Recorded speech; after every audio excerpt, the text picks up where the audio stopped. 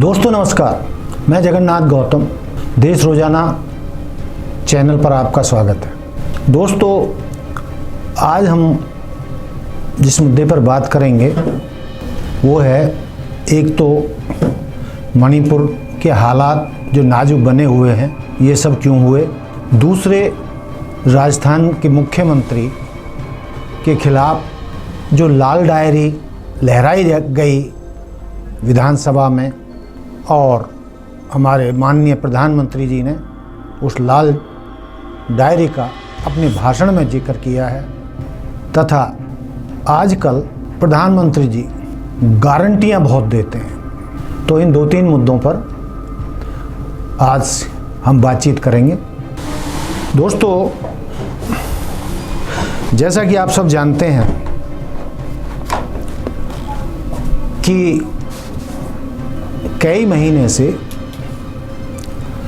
मणिपुर राज्य के हालात बहुत नाजुक बने हुए हैं और कितने नाजुक हैं, वहाँ क्या क्या हो रहा है, उसको डिटेल में मुझे बताने की ज़रूरत नहीं है। पूरा देश और पूरी दुनिया रोज़ाना देख रही है, पढ़ रही है, जान रही है कि वहाँ क्या क्या हुआ है।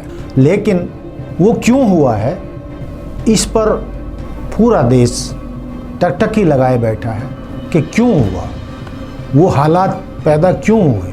तो इन सब बातों का जवाब कांग्रेस नेता राहुल गांधी ने यूथ कांग्रेस के एक कार्यक्रम में अपने भाषण में बताया है। राहुल गांधी कहते हैं कि मणिपुर के ये नाजुक हालात कोई एक दिन में नहीं हुए, ये सब भाजपा की, प्रधानमंत्री जी की, आरएसएस की नफरत की राजनीति का परिणाम है। और पूरा देश जानता है, पूरी दुनिया जानती है कि वो सत्ता पाने के लिए देश में या प्रदेश में नफरत की राजनीति को फैलाते हैं। हिंदू मुसलमानों में नफरत फैलाते हैं, उनमें झगड़े करवाते हैं, क्षेत्रवाद की राजनीति के तवे पर अपनी रोटियां सेकते हैं। उन्हें कोई मतलब नहीं है कोई राज्य जले, उन्हें कोई मतलब नहीं है देश में दंगे हों, उन्हें कोई मतलब नहीं है कि देश में सामाजिक ताना बाना कमज़ोर हो, छिन्न भिन्न हो। उन्हें तो बस सत्ता चाहिए किसी भी कीमत पर, चाहे वो मणिपुर की सत्ता हो या किसी राज्य की सत्ता हो या भारत की सत्ता हो। राहुल गांधी ने यह भी कहा कि यदि हमारा कांग्रेस का प्रधानमंत्री होता, कांग्रेस का शासन होता देश में, तो वहाँ उस राज्य में ये हालात बिल्कुल नहीं होते, मणिपुर में नाजुक हालात ना बनते, हम ये हालात इस स्थिति तक पहुँचने ही नहीं देते। लेकिन कमाल की बात, महीनों से मणिपुर में नाजुक हालात बने हुए हैं, लेकिन प्रधानमंत्री जी का वहाँ दौरा करके उन हालातों की जायज़ा लेना, उनके मरहमों, उनके जख्मों पर मरहम लगाना तो दूर, पूरी देश की जनता की इच्छा के विपरीत, पूरे विपक्ष की कहने के बावजूद प्रधानमंत्री जी ने एक शब्द आज तक मणिपुर पर क्यों नहीं बोला।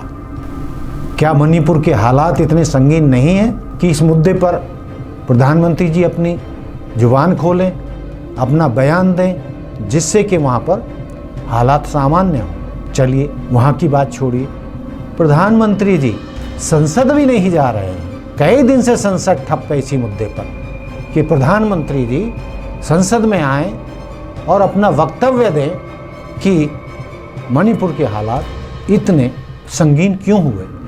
लेकिन प्रधानमंत्री जी ना एक शब्द बोल रहे हैं, ना संसद में जा रहे हैं, ना क्यों हालात बिगड़े देश की जनता को बता रहे हैं, जबकि वो चुनावी भाषण देते फिर रहे हैं। चुनावी मोड में तो हमेशा ही रहते हैं, जगह जगह वो जा रहे हैं, देश में, राजस्थान में जा रहे हैं और राज्यों में जा रहे हैं, अनेक कार्यक्रमों में जा रहे हैं, लेकिन मणिपुर पर वे जबान नहीं खोल रहे। तो ये तो एक मुद्दा हुआ। उसमें राहुल जी ने कहा है कि हम मणिपुर में हालात सामान्य करने के लिए काम करेंगे, जिस तरीके से नफरत की राजनीति फैलाकर वहाँ ये हालात भाजपा ने किए हैं, हम वहाँ जाएंगे, कांग्रेस पार्टी के नेता वहाँ जाएंगे, हम वहाँ उन लोगों के जख्मों पर मरहम लगाएंगे और नफ़रत की दुकान की जगह वहाँ मोहब्बत की दुकान खोलेंगे। और ये हमारा दावा है कि हम वहाँ हालात सामान्य करने में बड़ी भूमिका निभाएंगे, दोनों समुदायों में दोस्ती कराएंगे, उन हालातों को सामान्य कराएंगे और मोहब्बत से वहाँ के हालातों को सुलझाने का कांग्रेस पार्टी और मैं खुद प्रयास करेंगे। हम नफ़रत की जगह मोहब्बत की दुकान खोलेंगे। अब ये देश की जनता को देखना है कि दोनों नेताओं के भाषणों में, वक्तव्यों में कौन सा सही है, कौन सा गलत है, ये देश की जनता को तय करना है। अब एक दूसरा मुद्दा आता है कि आजकल राजस्थान की राजनीति एक लाल डायरी के कारण बहुत गरमाई हुई है।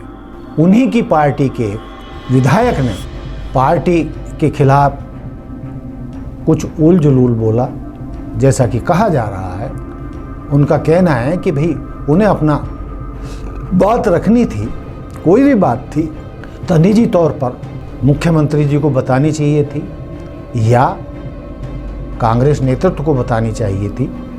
लेकिन जिस तरीके से उन्होंने विधानसभा में और प्रेस के सामने लाल डायरी के मुद्दे को तूफान बना दिया और विपक्षी भाजपा को एक मौका दे दिया यहाँ की राजनीति को खराब करने का, तो ये उन्हीं के पार्टी के विधायक ने ठीक नहीं किया। उनका ये भी कहना है, अशोक गहलोत जी का, जो राजस्थान के मुख्यमंत्री हैं, कि प्रधानमंत्री जी जो कह रहे हैं कि इस लाल डायरी में जो कुछ लिखा है उससे जो बहुत सारे गहरे राज खुलेंगे, कितनों के कपड़े उतरेंगे, कितनों के खिलाफ क्या है क्या क्या है, सबको मुंह दिखाना मुश्किल हो जाएगा। तो उन्होंने कहा है कि प्रधानमंत्री जी, इस लाल डायरी में तो कुछ नहीं है, ना ही निकलने वाला है, लेकिन आप ये तो बताइए कि टमाटर इतना लाल क्यों हुआ? लाल सिलेंडर के दाम 300 से 1100 तक कैसे पहुंचे? और देश में इतनी महंगाई क्यों हुई? इसके लिए कौन जिम्मेदार है? करोड़ों गरीब देश के लोग इस महंगाई से त्रस्त हैं, बेहाल हैं, उनकी कमाई नहीं है, रोजगार नहीं है, उनकी जेब में पैसा नहीं है, और फिर भी महंगाई पर कोई बयान सरकार नहीं दे रही है। क्यों 300 का सिलेंडर 1100 हो गया, कोई नहीं बोलता। क्यों दालों के रेट 100 से 200 रुपये पहुँच गए, कोई नहीं बोलता। इसी तरीके से खाने के तेल के दाम 200 तक पहुँच गए थे, कोई नहीं बोलता। जबकि यही भाजपाई नेता महंगाई के नाम पर किसी भी मुद्दे पर पूरी नौटंकी करते थे। तो प्रधानमंत्री जी को महंगाई पर बोलना चाहिए, लाल डायरी की जगह लाल टमाटर वक्तव्य देना चाहिए कि वो 150 रुपये या इससे ज़्यादा कैसे पहुंचा, और लाल सिलेंडर 300 की जगह 1100 कैसे पहुंचा। इन पर भी वो अपना वक्तव्य दे, जिससे देश की जनता को, गरीब जनता को कुछ राहत मिल सके। तीसरी जो बात मैं कहने जा रहा हूँ वो ये है कि आजकल प्रधानमंत्री जी गारंटी बहुत दे रहे हैं, बात बात पर गारंटी दे रहे हैं कि मैं इस बात की गारंटी देता हूँ कि तीसरी बार भाजपा की सरकार बनी, मैं प्रधानमंत्री बना, जो कि मैं बनूंगा ही, और भाजपा की सरकार बनेगी ही। तो बहुत सारी गारंटियाँ गिना रहे हैं कि मैं ये कर दूंगा, मैं वो कर दूंगा, हम ये करेंगे, हम वो करेंगे। लेकिन देश की जनता जानना चाहती है कि गारंटी तो उन्होंने 15-15 लाख रुपए भी प्रत्येक आदमी को देने की कही थी, कि जो विदेशों में काला धन जमा है भ्रष्टाचारियों का, और उनका निशाना कांग्रेस पर ही ज़्यादा था, वो जब हम वापस लाएंगे तो देश के प्रत्येक नागरिक को 15-15 लाख रुपया दिया जा सकता है। ये देश की जनता जाने, समझे कि किस किस को 15 लाख रुपया मिला। भाई कम से कम मुझे तो नहीं मिला, मैं अपनी गारंटी दे रहा हूँ, जिसको मिला हो वो बता सकते हैं। जहाँ तक और गारंटियों की बात है, गारंटी उन्होंने डॉलर के आधे दाम करने की कही थी और रुपया को ऊंचाइयों पर पहुंचाने की बात कही थी। लेकिन वो गारंटी भी फेल हुई। डॉलर की कीमत आधी नहीं हुई और ज़्यादा हो गई। गारंटी उन्होंने विदेशी बैंकों में जमा काले धन की भी कही थी और उसको वापस लाने की भी बात कही थी। ये 9 साल से ज़्यादा हो गए।